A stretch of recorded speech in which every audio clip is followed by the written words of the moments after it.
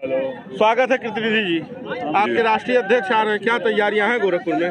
देखिए, गोरखपुर महानगर में नेताजी सुभाष चंद्र बोस नगर में नगर निगम के मैदान में एक विशाल जनसभा को समाजवादी पार्टी के राष्ट्रीय अध्यक्ष जी संबोधित करेंगे और उस संबोधन के बाद एक रोड शो का आयोजन है जो नेताजी सुभाष चंद्र बोस नगर से चल करके इस काली मंदिर तक आना है। दुर्गाबाड़ी, तरंग चौक, बाबीना रोड होते, हरशंकर तिवारी जी का हाथा होते, सीओ यातायात कार्यालय होते यहाँ समाप्त होगा। उसके बाद अध्यक्ष जी लखनऊ के लिए निकलेंगे और पूरे शहर में जश्न का माहौल है और पूरे शहर का नौजवान, किसान, बेरोजगार, व्यापारी, अधिवक्ता आदरणीय अखिलेश यादव जी की तरफ आशा भरी निगाह से देख रहा है और हमें खुशी इस बात की है कि उस व्यक्ति के शहर में जो अपना यहाँ आधिपत्य बताता है, उसके शहर में जन सैलाब जगह जगह आदरणीय अखिलेश यादव जी के स्वागत के लिए इकट्ठा है। आज मुख्यमंत्री के भी बड़े बड़े कार्यक्रम रहे गोरखपुर के इर्द गिर्द, कितना असर दिख रहा है आपके कार्यक्रम पे? देखिए, मैं कह सकता हूँ, मैं मुख्यमंत्री के किसी कार्यक्रम को देखा नहीं हूँ, लेकिन मैं आपसे कह सकता हूँ कि जो कार्यक्रम गोरखपुर में हमारे नेता सुबह आदरणीय अखिलेश यादव जी चिल्लू पार में किए हैं, एक भी कार्यक्रम मुख्यमंत्री का उससे बड़ा नहीं हो सकता। ये पूरे विश्वास और भरोसे से मैं कह सकता हूँ। अच्छा, ये बताइए कि यहाँ पे आप मुख्यमंत्री के खिलाफ, मुख्यमंत्री के ही परिवार का एक हिस्सा रहा। भाई बात कर रहे हैं ना, तो इनकी आवाज़ मत दबाओ। हाँ, आप उन्हीं के परिवार के एक हिस्से को चुनाव लड़ा रहे हैं जो उनके परिवार में आज से कुछ दिन पहले तक रहा। क्या लगता है कि मुख्यमंत्री के खिलाफ कितना कमाल कर पाएगा वो प्रत्याशी? देखिए, जिसको उम्मीदवार हमारे नेता ने बनाया वो परिवार भारतीय जनता पार्टी से पीड़ित रहा है।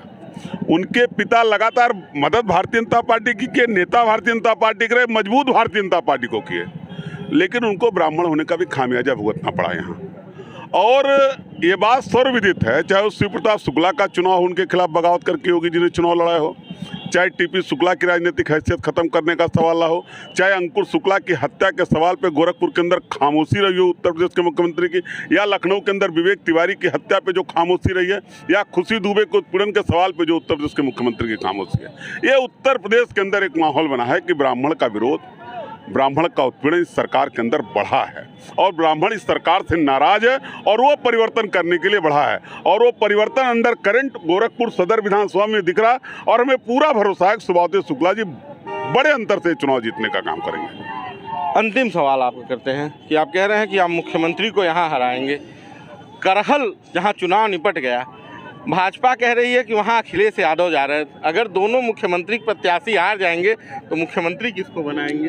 देखिए, करहल मैनपुरी की एक विधानसभा की सीट है और करहल में, मैनपुरी में लगातार नेताजी के परिवार का दबदबा और कब्जा रहा उस सीट पे और हम लोगों ने 2018 के उपचुनाव में जो अंडर करंट रहा परिवर्तन का, वो करके गोरखपुर में दिखाए हैं। वही अंडर करंट कोई कहीं चला जाए, लड़ाई विचारों की है, लड़ाई व्यवस्था परिवर्तन की है, लड़ाई किसी व्यक्ति की नहीं है। हम व्यवस्था परिवर्तन की लड़ाई लड़ रहे हैं, हम विचारों की लड़ाई लड़ रहे हैं। जो लोग समाजवादी पार्टी के साथ उस दौर में 2018 के चुनाव में लोकसभा में परिवर्तन करने का काम किए थे, वही सब मिल करके पुनः इस चुनाव में परिवर्तन करेंगे और सुभाष शुक्ला को चुनाव जिताने का काम करेंगे। चलिए, हमसे बातचीत करने के लिए धन्यवाद। तो ये थे हमारे साथ समाजवादी पार्टी के नेता कृतिनिधि पांडे जी, जिन्होंने बताया कि इस बार समाजवादी पार्टी सरकार बनाएगी। 10 मार्च के नतीजे बताएंगे कि कौन किसके साथ है।